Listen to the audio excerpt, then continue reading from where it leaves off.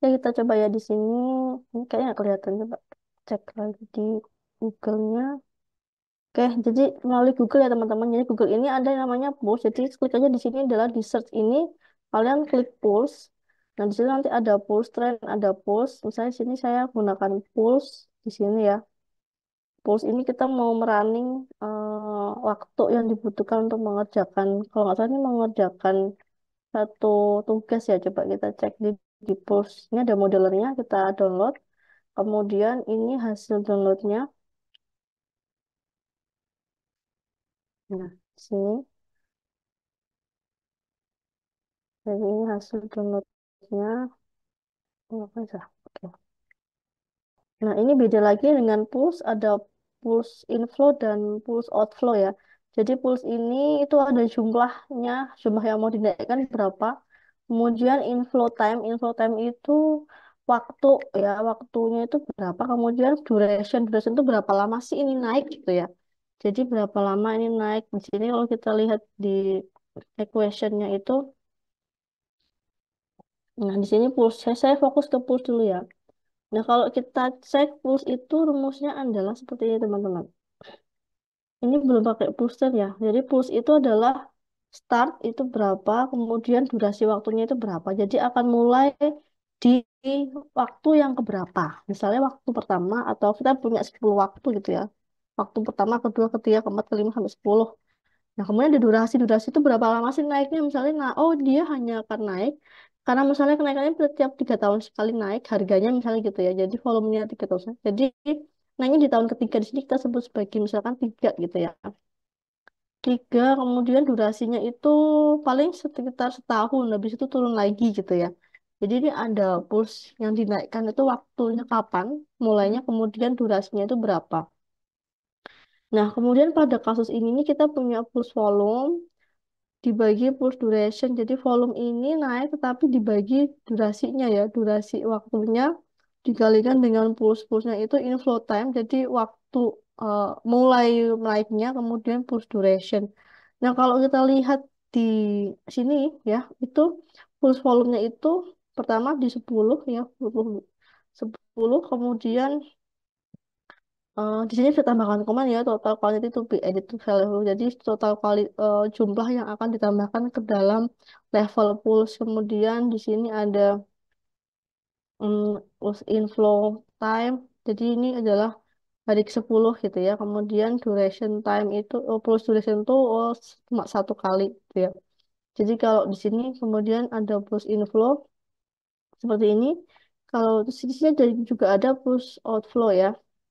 Pull outflow itu akumulasi dibagi time step dikalikan pulse-nya di sini. Kalau time step tadi seperti step tadi ya, sebenarnya hampir sama. Time step itu misalnya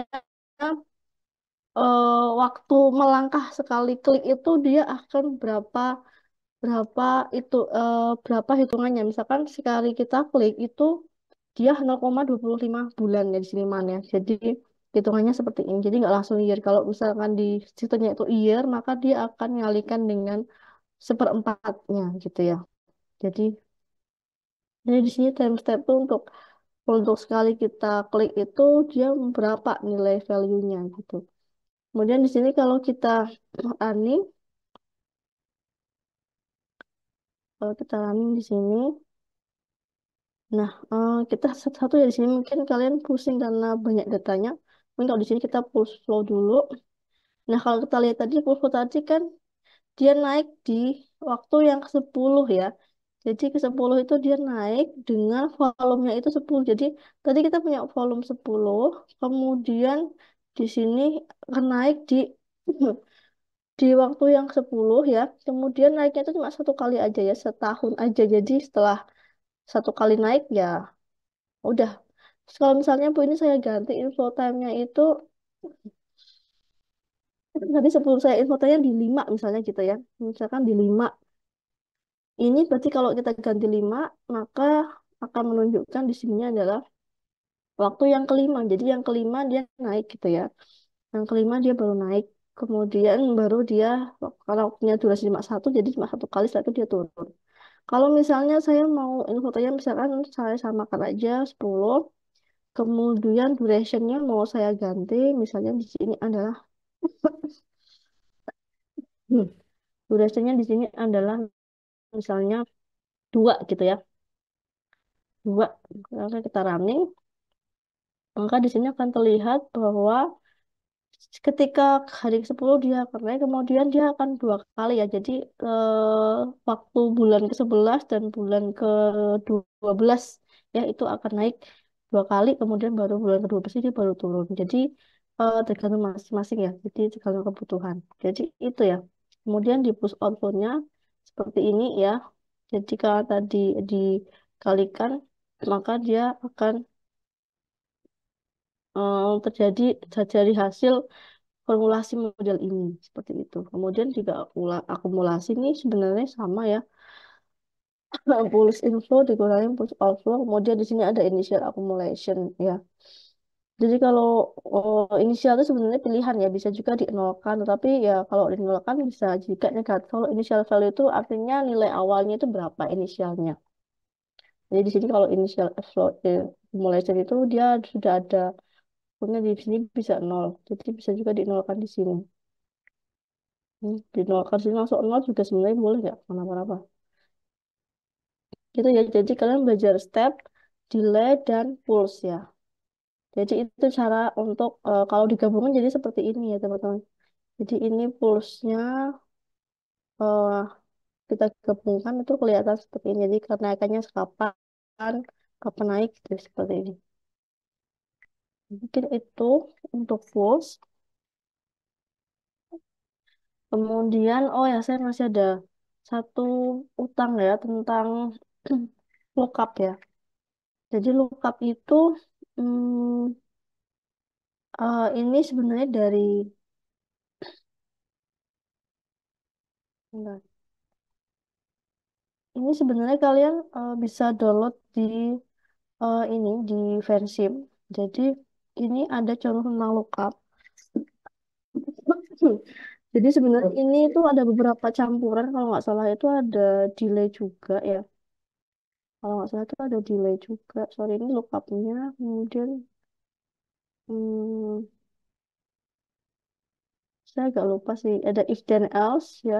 Jadi ini beberapa fungsi lookup if then else yang kemarin belum sempat saya jelaskan tentang lookup ya, karena kemarin kelupaan.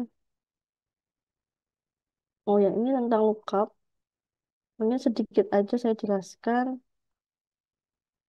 Jadi untuk lookup itu eh, digambarkannya itu adalah ini satu sistem yang dibuat untuk mengetahui project ya. Project itu kapan diselesaikan begitu ya. Jadi project itu ketika project diselesaikan itu akan ada dua. Yang pertama work accomplished artinya selesai. Yang kedua adalah undiscovery work. Jadi pengerjaan ulang begitu ya. Nah, yang pengen kita tahu itu adalah waktu ya. Waktu yang total di sini sampai si pekerjaan itu selesai itu seperti apa. Jadi kalau kita jadi di sini logikanya adalah ketika eh, pekerjaan ini dilakukan, maka di sini itu ada waktu, ada function complete namanya ya. Jadi function complete itu adalah koefisien yang menandakan berapa persen sih antara pekerjaan dan yang diselesaikan tersebut itu berapa persen yang sudah diselesaikan seperti itu. Jadi kalau kita lihat di projectnya ini, jadi pekerjaannya sudah selesai dengan initial project definition. Jadi initial ini project awalnya tuh berapa gitu ya. Di sini misalnya kita punya 10 pekerjaan atau gambar nih, pekerjaannya gambar gitu ya. Kemudian yang accomplish itu di sini berapa? Jadi sini yang accomplish ini ya akan dikurangi dengan discovery rate di sini ya. Jadi yang selesai kemudian yang di rework itu berapa gitu ya. Jadi di sini kita pengen tahu yang sudah selesai itu berapa. Dan pekerjaan sudah selesai ini nanti bisa dihitung Jadi bisa dihitung kira-kira waktu untuk menemukan errornya itu berapa. Jadi kalau kita lihat bahwa ini kita running dulu aja ya.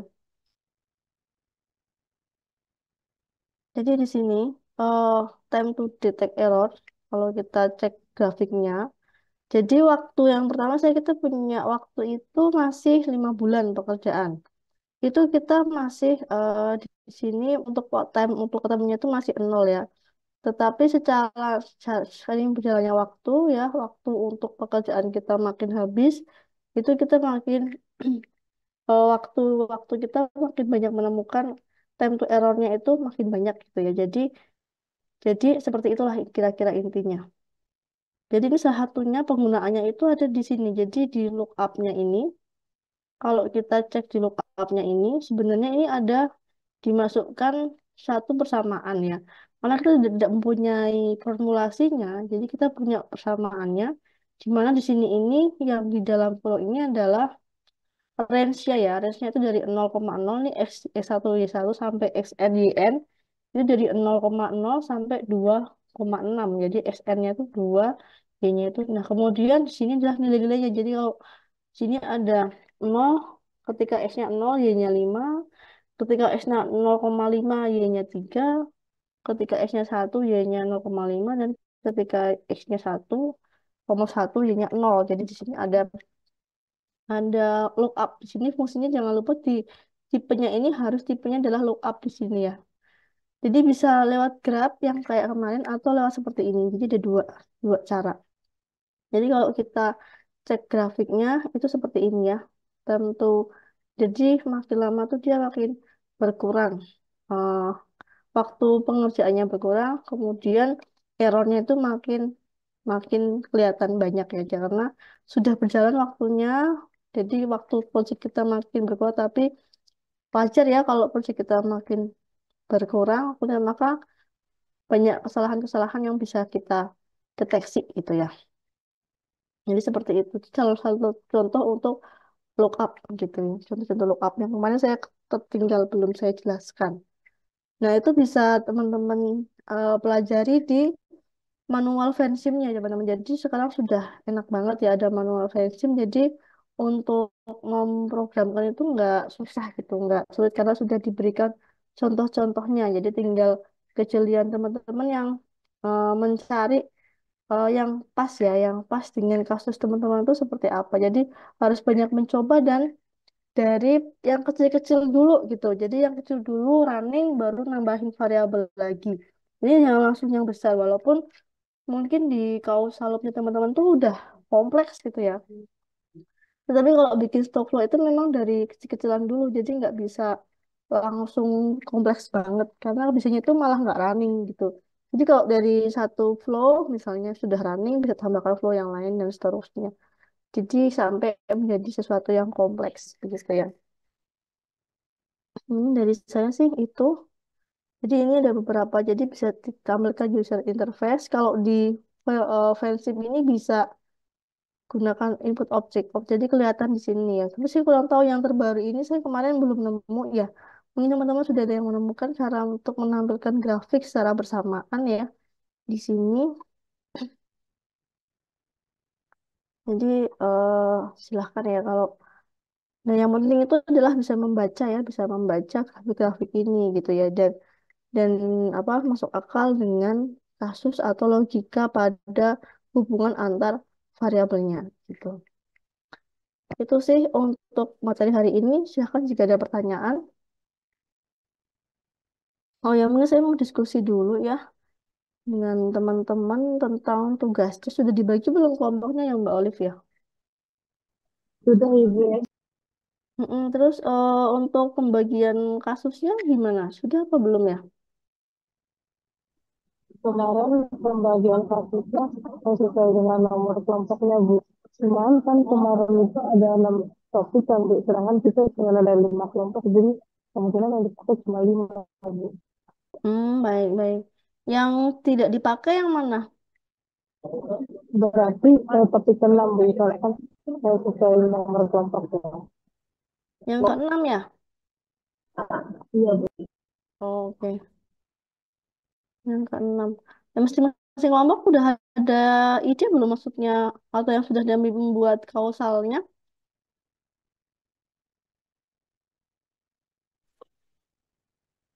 Mungkin bisa tunjukkan dulu ya kita kayak semacam mini coaching. Soalnya biar bisa dikerjakan sampai ke SFD-nya ya.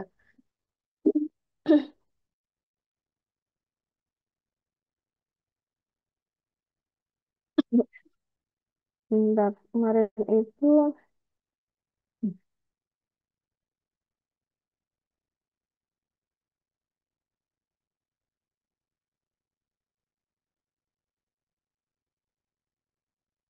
yang kelompok satu sampai mana progres sudah mulai mengerjakan atau seperti apa ada gambaran konsepnya sudah mulai dibuat.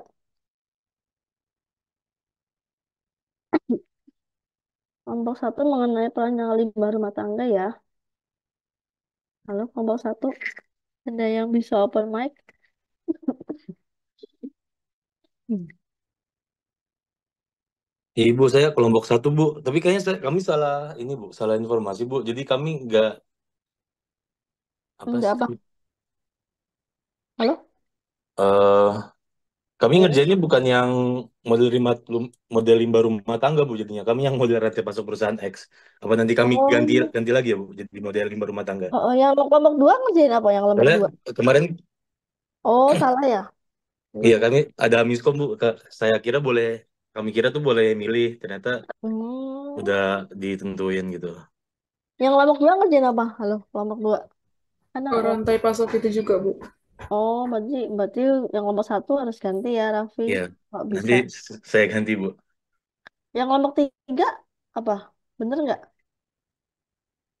Solar Halo, cell, kelompok Bu. tiga. Hah? Ya? Jangan model ini solar cell di Provinsi Lampung. Jadi itu penggunaan. Kemudian yang kelompok empat mengerjakan apa?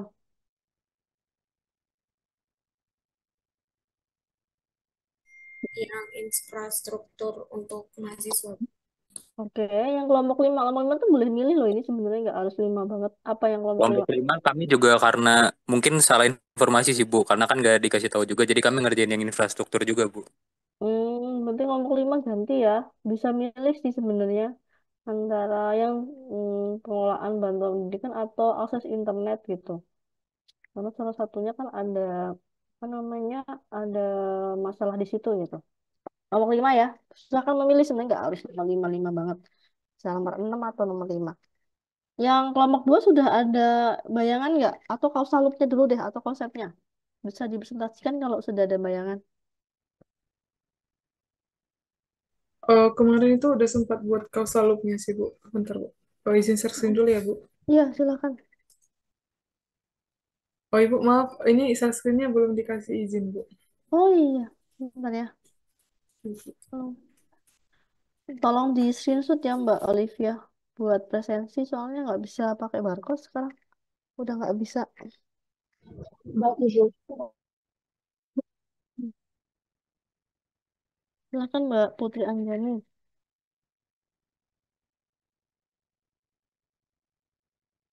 Baik, Bu.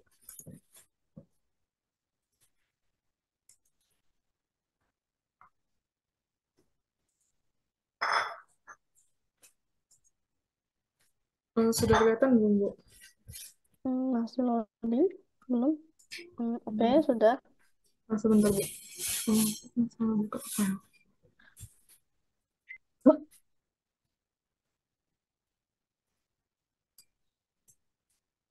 Ini, Bu.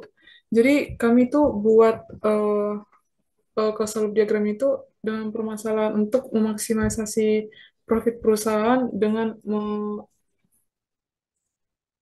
Mm-mm. memaksimalisasi profit perusahaan pisang X melalui optimalisasi supply chain manajemennya, Bu. Mm-mm. Jadi untuk variabelnya itu ada 6. Yang pertama itu demand produknya, yang kedua itu jumlah produksinya, yang ketiga itu biaya distribusi, yang keempat harga produk, yang kelima itu tingkat penjualan, sama yang keenam itu eh, supplier raw materialnya. Mm-mm. Nah, jadi untuk yang pertama itu kami tuh dari produk demand dulu. Produk demand ini nanti kan menguatkan dari jumlah kuantitas jumlah produksi dari keripik pisang itu. Mm-mm. Nah, jumlah Mm. produksi keripik pisang ini, jika dia nanti semakin banyak, maka dia menguatkan distribution cost atau biaya distribusi dari eh, keripik pisang itu sendiri, perusahaan sendiri. Nah, dari distribusi biaya ini juga nanti akan menguatkan harga dari produk keripik pisang ini. Dan dari harga produk keripik pisang ini juga dia itu melemahkan tingkat penjualan itu. Nah, tingkat penjualan ini akan menguatkan demand dari produk ini. Nah, dari demand produk ini juga dia itu nanti akan menguatkan raw material suppliernya ini, dan raw material supplier ini akan menguatkan jumlah produksi atau production quantity-nya ini. Jadi untuk parameter dari jumlah produksi ini kami buat itu kapasitas dari gudangnya. Untuk parameternya dari distribution cost ini ada jaraknya, eh, biaya bahan bakar, biaya pengemudinya. Dan untuk harga produk ini itu parameternya kami buat itu biaya bahan bakunya, Bu. Oke. Kayaknya ini Mbak antara produk price dan sales itu ya. Bentar. Sales itu maksudnya jumlah penjualan ya di masing-masing brand stores ya. Iya, tingkat penjualannya, Ya Bu. benar. Hmm. Bisa dapat datanya nggak kira-kira ini? Sales in every brand stores. Bisa. Eh, masih belum ini, Bu. Masih mau didiskusikan lagi nanti. Mm-mm. Jadi Berarti nanti nanti, gimana, Bu? nanti harus dapat datanya. Ini bisa dicari nggak datanya gitu. Ini ada tipu ya. Nanti berbagi. Jadi datanya sudah dapetin nggak? Kalau orang material mungkin dapat ya datanya ya. Kemudian produk price itu mungkin nanti kan harus. Jadi paling nggak mungkin kalau Sisdin itu kan ada tanyakan 5 tahun lah. Kalau bisa 5 tahun penaikan itu produk mereka inget nggak gitu ya. Jadi kalaupun nggak inget misalnya rata-rata kenaikannya berapa sih Bu per tahunnya gitu ya. Jadi tanyakan seperti itu karena kita tuh butuh rate-nya itu tuh kayak perubahan gitu loh, perubahan koefisien yang perubahan misalnya kenaikan produk itu per tahunnya 5% misalnya gitu ya, kenaikan produk atau kenaikan apa demand itu sekitar 3%. Ya itu harus ditanyakan nggak nanti rate-nya itu ya agar modalnya bisa muter, bisa dibikin. Terus Oh, baik, Bu. pastikan bisa cari datanya masing-masing. Jadi hasil wawancara interviewnya. Biasanya kita kalau kuesioner agak susah nih kalau nanya ke pengusaha. Jadi kita biasanya wawancara aja. Jadi lebih dapat itu kalau wawancara itu lebih dapat datanya gitu. Oh, baik, Nanti Bu. di Berarti laporan itu di Mm-mm, untuk tingkat penjualan itu, kami itu juga harus minta histori penjualannya selama 2 tahun terakhir kayak gitu, ya, Bu. Jadi kalau bisa itu penjualannya itu berapa gitu ya. Jadi kalau mereka punya data, misalkan nih Mbak saya dari 2000, kalau banyak data lebih bagus karena kalau misalnya data lebih banyak nanti bisa dilakukan validasinya. Jadi nanti kita bisa lihat pattern pattern yang sudah kita buat dengan pattern dari data asli perusahaannya. Karena kita kan sebenarnya ini kan model deskriptif ya, mendeskripsikan model di suatu perusahaan gitu kan. Jadi ya kita akan mencoba membandingkan antara data perusahaan dan yang sudah kita buat ini match apa enggak, sesuai apa enggak gitu. Jadi apakah model yang kita buat ini sudah bisa merepresentasikan model di dunia nyatanya. Jadi seperti itu sistem di dunia nyatanya. Jadi dicek aja ya, apakah misalnya ketika kenaikan produk itu kapan pernah terjadi, kemudian pas naik produk itu apakah ada penurunan kan biasanya dia kan turun dulu gitu kan sebelum dia naik lagi gitu kan. Nah itu ditanyakan juga kalau seperti itu modelnya tanyakan juga eh kenaikannya dan penurutannya. Oh, baik, Bu. Mm-mm.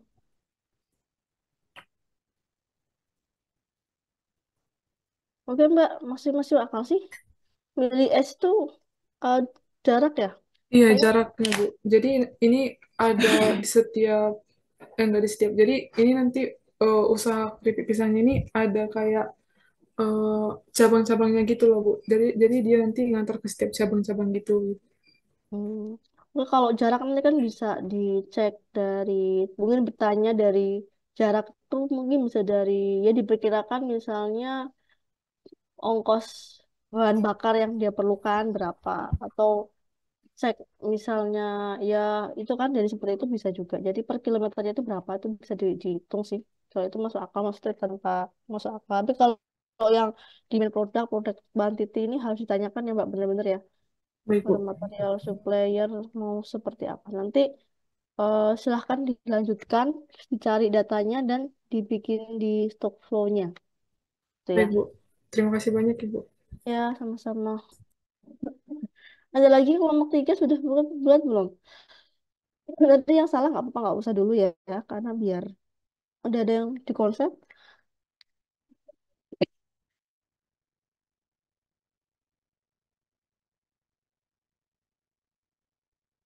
Hmm, yang penggunaan solar cell sudah ada yang di konsep belum? Berarti yang kelompok 3 dan kelompok 4 ya, tadi kelompok 1 dan 5 masih masih masih harus merancang dulu. Kelompok 3 ada? Halo? Ada Bu. Abang sudah dirancang apa belum ya, Mbak? Sudah Bu, izin Oh saya ya, share Bu. iya silakan di share screen, Mbak. Kita cek dulu.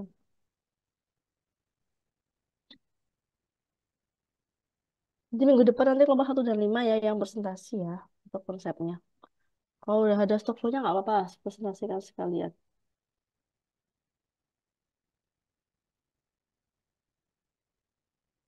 Apakah sudah terlihat Bu? Sudah, Mbak. Mm-mm. Ya, silakan. Tujuannya mau apa di sini? Jadi kami melakukan perancangan model Hmm. penggunaan solar cell di Provinsi Lampung. Jadi kami untuk data masih rada bingung ya Bu, karena Provinsi Lampung eh, itu mau seluruhnya atau ada yang mewakili Bu? Mungkin mewakili aja ya yang ini tuh kayak ngitung potensi gitu ya. Potensi penggunaan solar cell gitu ya. Jadi boleh Bandar Lampung aja yang mungkin lebih kota atau satu Lampung juga boleh. Jadi nanti kalau ada data itu silahkan tergantung datanya bisa dicarinya seperti apa. Jadi datanya dulu Mbak, ada nggak gitu yang ini kan data-data semua nih. Jadi kita harus ada data-datanya Nah, gitu. kemarin udah nyari kan Bu, itu kebanyakan datanya dari ITERA Bu. Oh ya nggak apa-apa, pakai ITERA aja. Jadi kami baru buatnya kayak secara umum gitu loh, Bu. Oke oke. Heeh. Hmm. Jadi kami pertama tuh mengidentifikasi penggunaan solar cell. Nah, Mm-mm. ini dipengaruhi penggunaan solar cell itu karena ada efisiensi penggunaannya tuh panas surya yang membantu mengurangi emisi karbon dioksida. Nah, Mm-mm. sehingga ini dapat meningkatkan kesadaran lingkungan dan akan dilakukan penyuluhan dan edukasi ke masyarakat. Nah, setelah itu, penggunaan solar cell ini juga dipengaruhi oleh ketergantungan energi fosil sama biaya listrik konvensional. Jika ketergantungan energi fosil meningkat, maka dapat mengurangi penggunaan solar cell. Nah, begitu juga pada biaya listrik konvensional. Nah, selanjutnya penggunaan solar cell ini mempengaruhi jumlah instalasi solar cell. Yang dimana jika jumlah instalasi solar cell ini meningkat, jadi dapat meningkatkan harga perawatan dan pemeliharaan.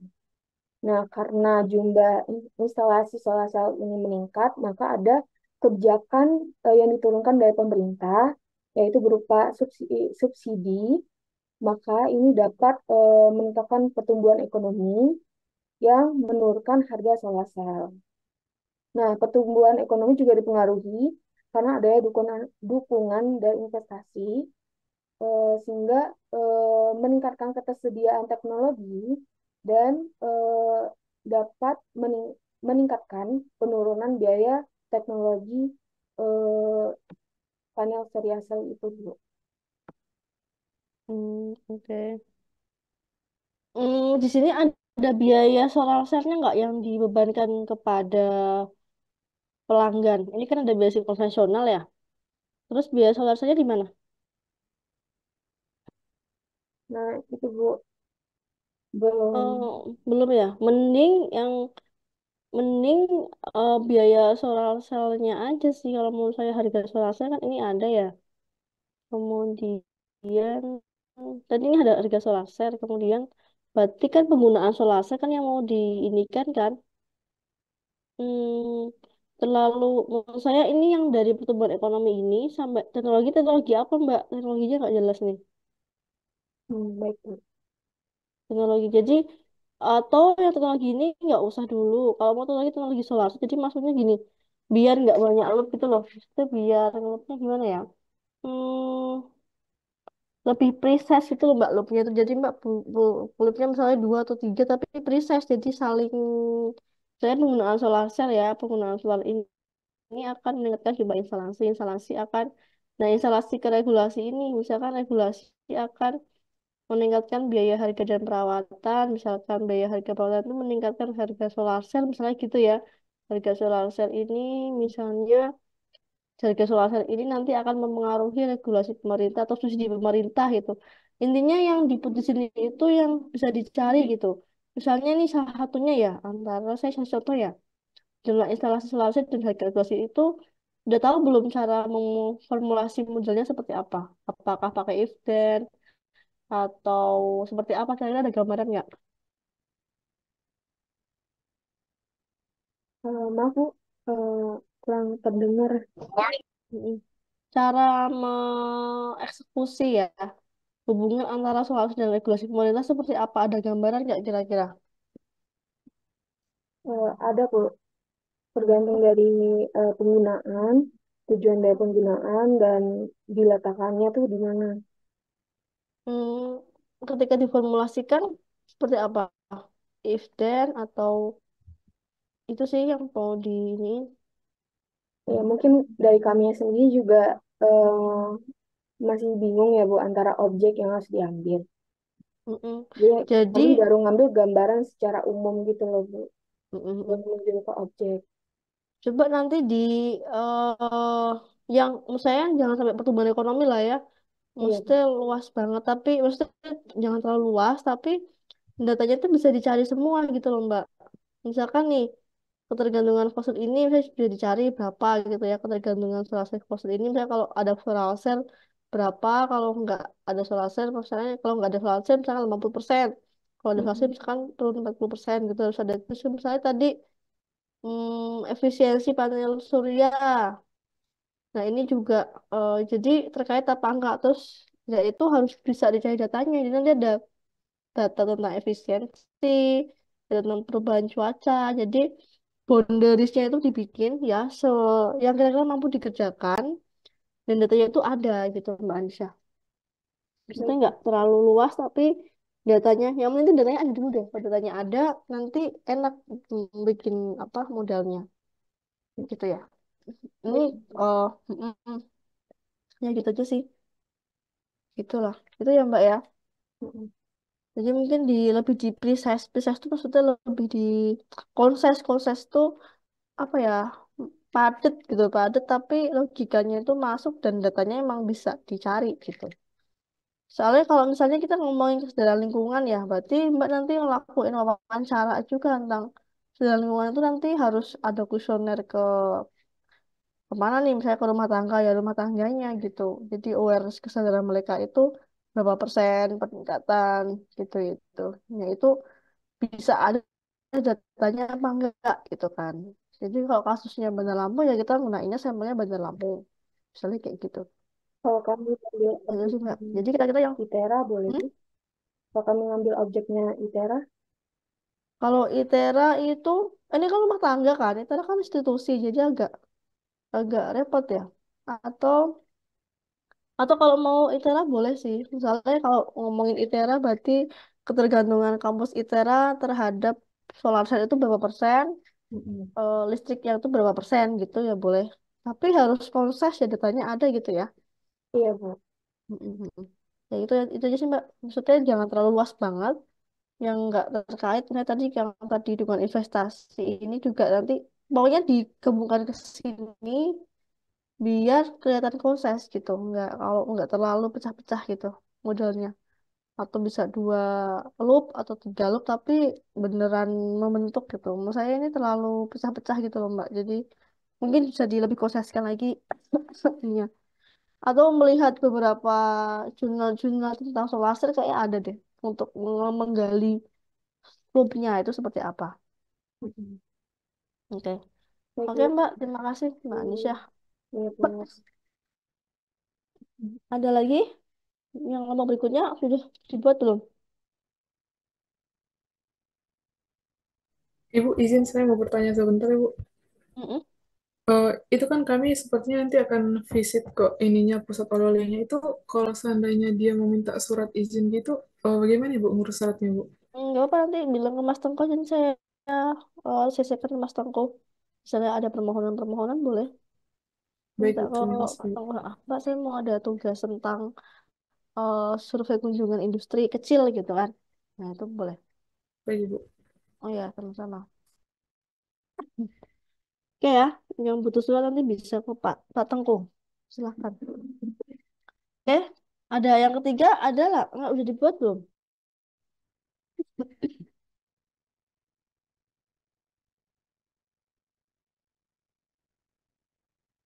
Hujan. Halo, halo.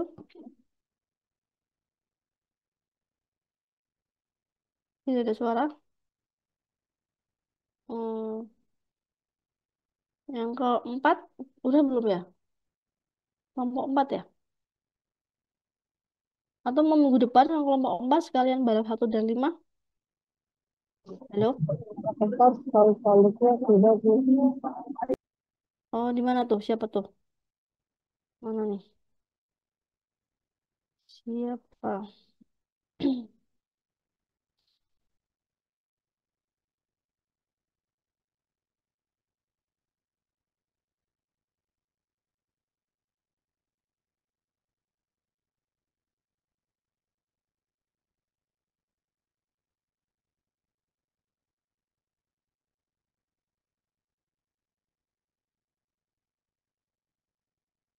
Izin share screen ya, Bu. Iya, silakan Mbak. Mbak Esther ya?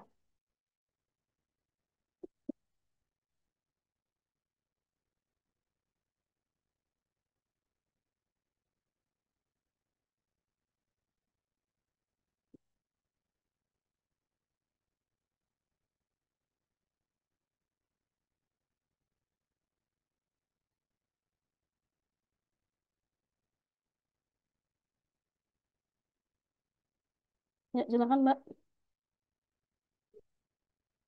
Masih di unmute ya? Izin masuk, Bu. Jadi kita kemarin itu untuk kelompok 4 dapat permasalahannya tentang perancangan model kebutuhan infrastruktur mahasiswa. Terus kami berpikir kalau misalnya eh, kebutuhan infrastruktur mahasiswa yang diperlukan sekarang itu salah satunya adalah kebutuhan ruang kelas karena seperti yang kita ketahui bersama di ITERA mahasiswanya banyak, prodinya banyak, tapi ruang kelasnya dikit. Jadi kami mengangkat permasalahan itu ke katalog diagram kami. Jadi ini untuk dibalasin loopnya itu pertama ada jumlah mahasiswa yang terus bertambah, jadi kebutuhan ruangan kelas terus meningkat. Karena kebutuhan ruangan kelas terus meningkat, jadi ada tekanan pada infrastruktur untuk segera membangun kayak gedung-gedung dan ruang kelas yang baru. Lalu karena ada tekanan tersebut, jadinya dilakukan penambahan ruang kelas sehingga ketersediaan ruang kelas terus meningkat dan kemampuan untuk menampung mahasiswanya menjadi semakin lebih banyak lagi, Bu. Nah, terus untuk di reinforcing loop-nya, karena ketersediaan ruang kelas yang sedikit, jadinya ada peningkatan jumlah kelas online. Lalu karena kelas online itu kadang-kadang kayak kurang efektif, jadi ada beberapa kualitas belajar yang menurun, sehingga kepuasan mahasiswa menurun dan mengakibatkan jumlah mahasiswa yang berkurang. Begitu Bu untuk kalau soal diagram kami. Mm-mm. Mbak, ini saya ngomentarin yang ketersediaan ruang kelas dan jumlah kelas online ya. Apakah kalau ruang kelasnya makin banyak, kelas online-nya makin banyak? Kira-kira, secara logikanya.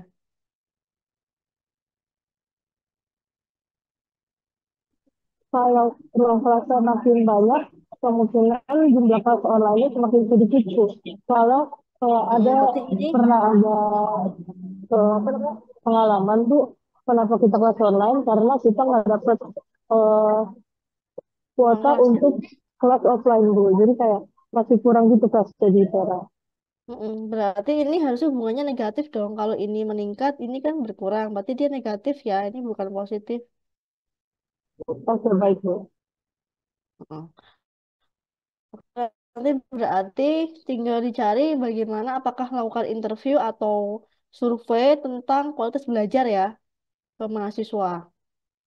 Iya Bu, Lalu, kemungkinan kita mau bikin kayak Google Form gitu, apakah masih masuk ya Bu? Terus kita mm-mm. rada bingungnya di situ sih Bu, soalnya kita kan kayak nggak ada variabel kuantitas strukturnya. Jadi ya bingungnya itu sih Bu.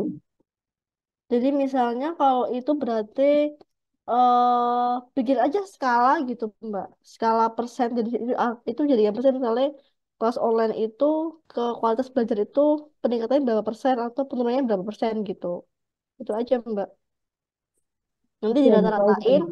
nanti apa apa nanti dihubungkan antara kelas online dan maksudnya jumlah kelas online-nya berapa, kemudian kualitas belajarnya berapa, atau mungkin bisa juga nilai terserah. Yang penting ada apa hubungan dua ini. Jadi kayak nanti ditanyain kelas online yang di satu sudah itu berapa saya dua dua dua kelas gitu ya. Kemudian kualitas belajar ini seperti apa? Apakah persepsi mereka jadi kayak lebih ke persepsi mereka sih ya. Kualitas belajar itu kan bisa dinilai dari IPK, nilai, bisa dinilai dari konsentrasi belajarnya. Jadi kualitas ini harus didefinisikan. Mm-mm. Oke baik Bu. Terus Mm-mm, sama gitu. yang software-nya itu kita juga bingung sih Bu, nanti jadi bagaimana bentuknya. Kualitas belajar menurun. Mungkin kualitas itu ke prestasi ya. Eh, enggak, kualitas kepuasan mahasiswa. Hmm,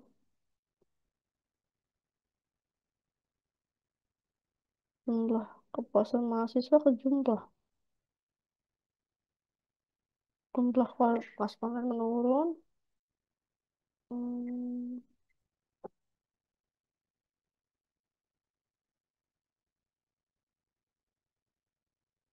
mungkin gini Mbak, jumlah sama kepuasan sama jumlah ini bisa dilihat data saat eh, saat pandemi itu kan semuanya online tuh ya. Itu Iya ada Bu. penurunan nggak antara jumlah siswanya gitu, mahasiswanya. Di situ coba dicari. Itu berarti perbandingan jumlah dan misalnya kayak IPK dari zaman COVID kemarin sama sekarang yang mayoritas sudah offline begitu ya Mbak. Maksudnya itu cuma untuk nyari data aja sih. Maksudnya apakah ITERA itu saat kondisi COVID itu kan semuanya online tuh berapa tahun tuh kita ya, 2021, 22, 23 malah justru. Itu ada penurunan jumlah siswa nggak dibandingkan sebelum 2020, jadi 18, 19, 17 gitu. Tuh dicari aja 18, 19 lah mungkin yang paling ini ya. Itu misalnya Mbak bingung, cari yang sama misalnya TPB-nya aja gitu ya. Misalnya, apa kalau misalnya mau TI, TI aja ya boleh. Misalnya gitu. Jadi, silahkan boundariesnya, sampelnya. Jadi kita mau lihat rate-nya sebenarnya. Rate-nya yang mau kita cari. Tapi harus sama perbandingannya. Kalau ITERA berarti ITERA semua total, total semua masuk ITERA. Cari ya Mbak ya di situ ya. Itu jadi kan kita pengen tahu pas online itu turunnya berapa gitu. Kalau nggak salah tuh saya pernah pernah baca itu juga pernah turun gitu mahasiswa yang masuk ke ITERA itu saat pandemi seperti itu. Jadi di luar dari apapun kondisi ekonomi di sini kita itu exclude dari kondisi ini ya, itu di luar ini, tapi kita cuma pengen lihat antara ketika online itu, atau bisa juga nanti kalau dari situ bisa, atau nanti kalau nggak ketemu kita diskusikan lagi. Mungkin ada beberapa yang menguatkan ini gitu. Itu ya Mbak, cari dulu ya. Baik, Ibu. Oke. Ibu. Selamat Ah, ya. Tapi jumlah mahasiswa bisa dipengaruhi faktor karena pertambahan kuota atau pertambahan prodi juga, Bu. Itu apakah bisa dimasukkan ke variabel penambahan jumlah mahasiswa ini, Bu? Bisa, heeh. Misalnya kalau pertambahan prodi berarti kan jumlah mahasiswanya kan naik, itu juga bisa. Bisa juga. Baik, Ibu. Terima Nanti kasih. nanti Mbak jadi di range itu prodi tahun 2017 berapa, 18 berapa, 19, 20, 22, 23 itu berapa gitu. Cuma nanti kan kelihatan tuh pertamanya atau tahunnya berapa. Itu ya. Oke. Oke, Mbak. Sudah ya. Oke, cukup. Terima kasih. Selamat melanjutkan ya. Untuk yang dua kelompok tadi nanti minggu depan aja. Oke, saya tutup. Mungkin ada pertanyaan sampai di sini. Ada, Hmm, Mbak Putri? tadi soal kami kan baru ngerevisi nih Bu dari kelompok 5. Boleh share screen bentar nggak Bu? Heeh. Oh ya, silakan.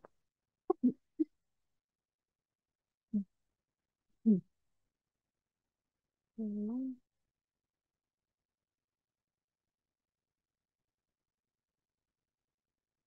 Ini kelompoknya Vicky Maulanya juga ya?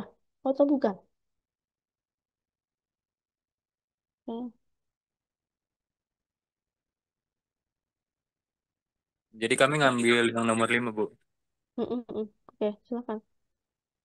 Eh, jadi kan ini tentang bantuan ke pendidikan ya Bu. Jadi Mm-mm. kami buktikan untuk sekolahan. Iya. Nah, Mm-mm. jadi sumbernya itu dari pemerintah, donatur sama yayasan. Oke. Nah, dari mereka ngasih anggaran bantuan. Kemudian anggaran bantuannya bakalan dikelola. Mm-mm. Kemudian bantuan yang udah dikelola itu bakalan jadi ketersediaan fasilitas yang Mm-mm. ningkatin kualitas pendidikan. Kemudian kemungkinan ningkatin kompetensi siswa juga dan ningkatin prestasi siswa. Mm-mm.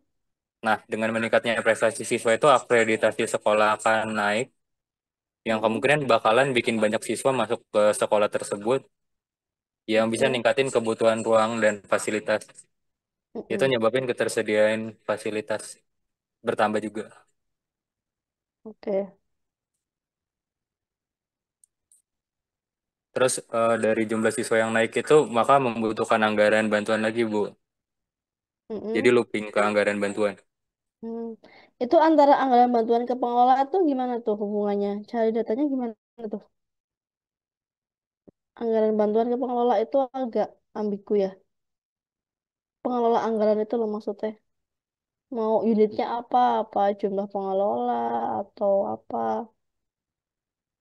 Kalau untuk itu karena kebetulan kami baru revisi, jadi masih dicari lagi, Bu. Hmm. Kalau menurut saya apa enggak anggaran bantuan langsung ke fasilitas ya, nggak usah pakai pengelola anggaran. Soalnya kan